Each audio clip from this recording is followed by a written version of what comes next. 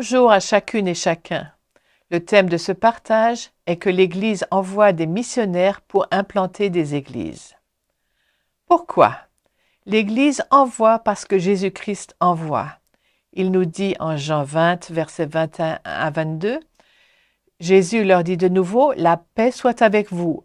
Comme le Père m'a envoyé, moi aussi je vous envoie. » Après ces paroles, il souffla en eux et leur dit, « Recevez le Saint-Esprit. » Le contexte de ce passage dans l'Évangile de Jean montre comment le Christ ressuscité communique avec ses disciples avant de les envoyer dans le monde sans lui. Jésus-Christ est le Fils de Dieu, celui qui est l'envoyé du Père, qui délègue une partie de son autorité à ses disciples pour les envoyer. Il y a deux verbes différents utilisés pour le verbe français « envoyer ». Le premier mot grec pour « envoyer », « le Père m'a envoyé », a la même racine que le mot « apôtre » et fait plutôt référence à une position qu'on peut occuper. Le second terme utilisé pour « envoyer »,« je vous envoie », implique un mouvement et que celui qui est envoyé l'est avec un mandat spécifique et limité.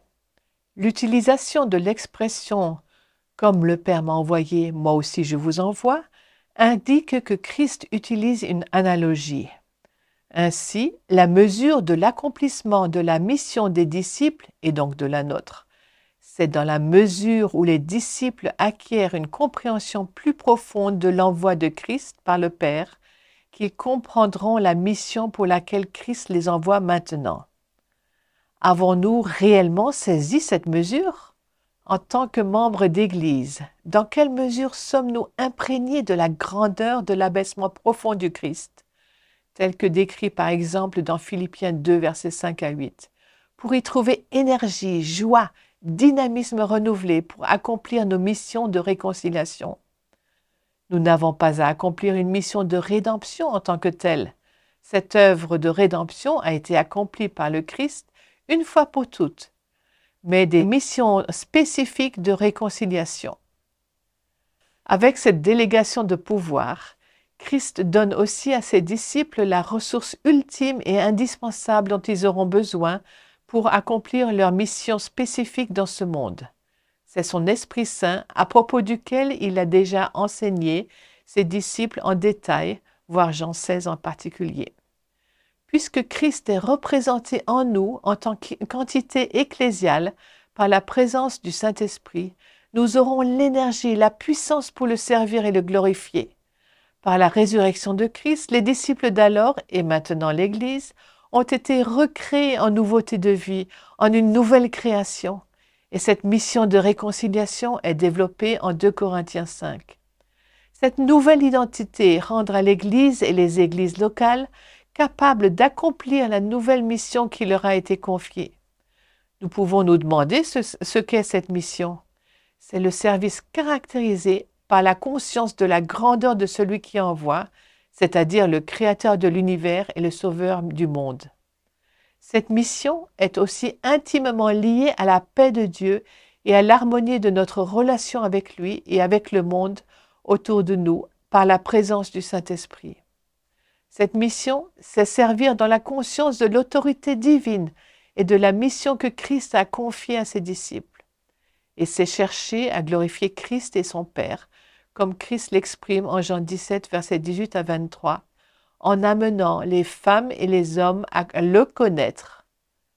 Or, la vie éternelle, c'est qu'ils te connaissent, toi seul vrai Dieu, et celui que tu as envoyé, Jésus-Christ, disait Christ en Jean 17, verset 3. Nous pouvons nous demander pourquoi l'unité de Christ avec le Père est soulignée dans un tel contexte.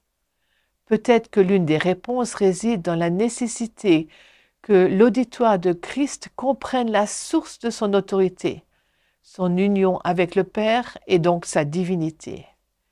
Si Christ, dans une telle position, est ainsi conduit par la valeur de l'humilité et de soumission à son Père, combien plus nous, ses disciples et conducteurs d'église locales, devrions-nous l'être?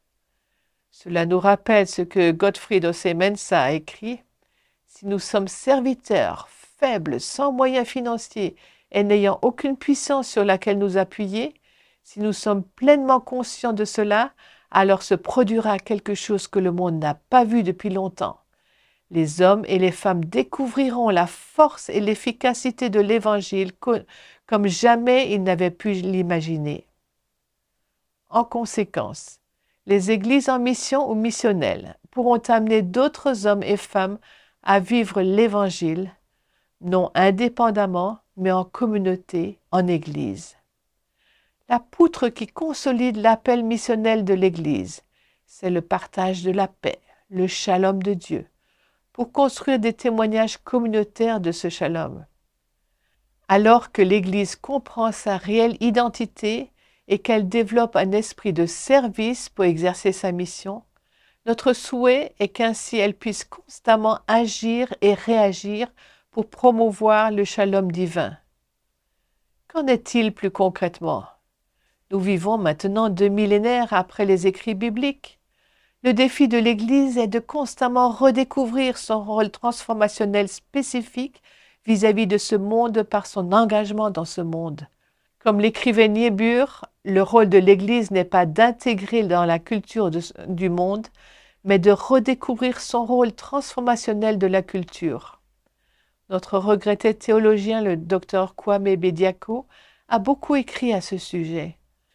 En étudiant les défis auxquels l'Église africaine doit faire face, Bediako souligne l'importance de réécrire l'histoire de l'Église africaine au vu de ses récents développements. Il trouve aussi important de développer une reconceptualisation des différents tenants de la théologie chrétienne africaine, en y intégrant une plus juste compréhension des éléments de la culture africaine. Cela conduira l'Église à se porter sur l'être plutôt que le faire, où les statistiques des baptêmes comptent plus que la qualité des disciples formés. Si Bediako s'adresse particulièrement à l'Église africaine, ceci est bien applicable à l'Église globale. Certaines églises et certains mouvements missionnaires en ont déjà pris conscience. En conséquence, l'Église prendra des formes diverses dans les différents contextes locaux en s'adonnant à une réflexion théologique et missionnelle contextuelle. Le point focal de l'Église mondiale s'est déplacé vers le Sud global. C'est donc dans les pays du Sud que se vit plus intensément la dynamique de la démultiplication missionnaire des églises. Le défi de l'Église missionnelle est d'être attentive pour bien écouter et bien lire le contexte d'implantation de la nouvelle Église, afin que les nouvelles Églises puissent prendre réellement racine dans leur culture particulière.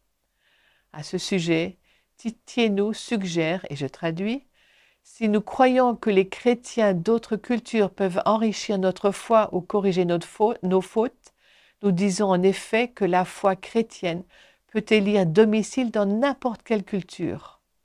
En conséquence, le christianisme a autant de centres que le nombre de cultures de ses adhérents. » Fin de citation. Une église missionnelle qui implante d'autres églises comprend donc que les églises implantées par son moyen sont appelées à devenir de nouveaux centres missionnaires contextuels qui pourront eux-mêmes aussi se démultiplier. L'église missionnelle est ainsi devenue polycentrique. D'autres facteurs sont importants à considérer lors de l'implantation d'églises sur le plan global.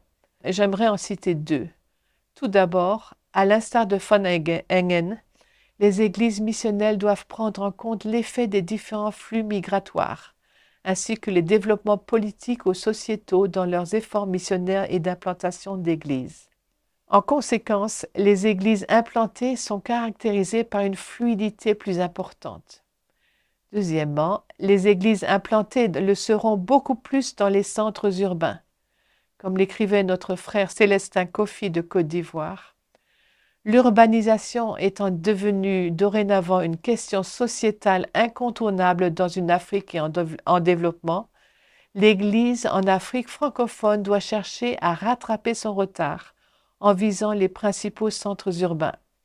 Non seulement parce que les villes africaines constituent généralement le point de mire de toutes les structures de la société, mais parce qu'elles sont confrontées aux grands défis qu'impose la pauvreté, qui est le lot quotidien des citadins.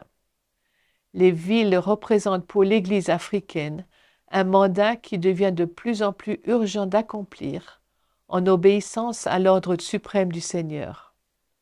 Si notre frère Kofi parlait des villes africaines, nous pouvons aisément généraliser son appel à toutes nos villes francophones globales. Elles sont le lieu de développement d'églises vitales et missionnaires, qu'elles soient visibles ou souterraines. Responsables d'églises et membres d'églises missionnelles, ma prière est que vous puissiez devenir des agents de transformation missionnelle dynamique qui contribuent à l'accomplissement d'une croissance exponentielle de l'Église missionnaire dans ce monde.